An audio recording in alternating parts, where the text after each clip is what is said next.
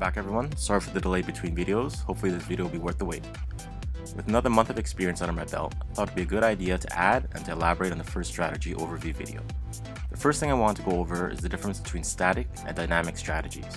Static strategies are more linear, kind of like following instructions, whereas dynamic strategies require creativity and decision making. One of the main reasons my first character strategy video was on Pighting was because he presented a strong static strategy, where you're basically gunning for one huge power block. This made him a good introduction to the strategy side of the game. With all the other characters, however, you need a much more dynamic game plan if you want to win consistently. Let's hop over to an example and break it down. In this example, I'm facing an overleveled Blanca that's using Hager and Morrigan as support.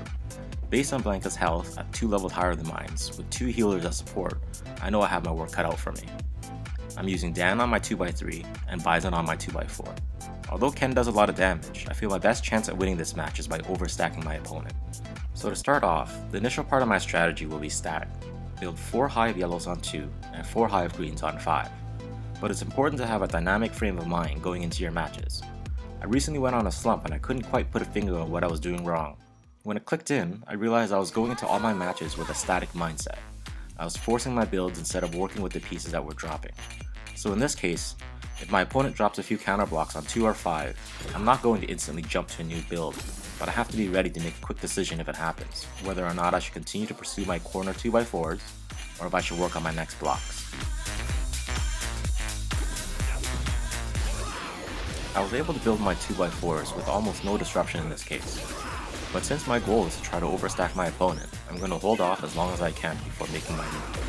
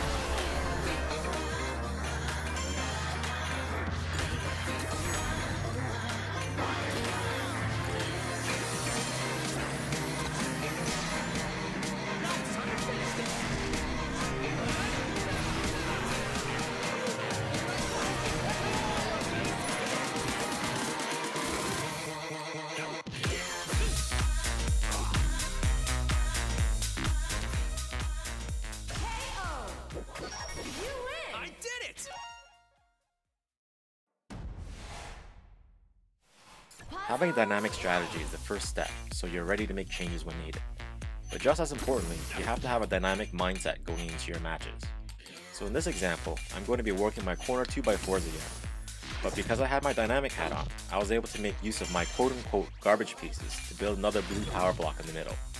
The ability to make power blocks with your garbage pieces is really what's going to separate you from the average player. A little bonus tip for you guys, I like adding the yellow crash orb on top of the green gem on the left, because it potentially sets up for a larger push. As you can see, things worked out perfectly. My yellow crash orb is now connected to the yellow timer gem, and I have a red timer gem on the right side that is set to expire at the same time.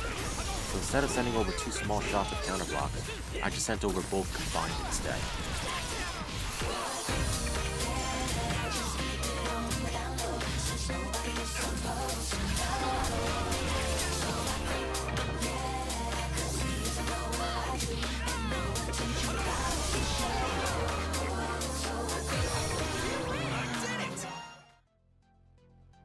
I was hoping to end off this video with a few more examples of playing with a dynamic mindset, but it's getting late and I've already spent all day in this video. I'll be sure to add more tangible tips in the next episode, but I hope you guys found this video useful. Cheers everyone!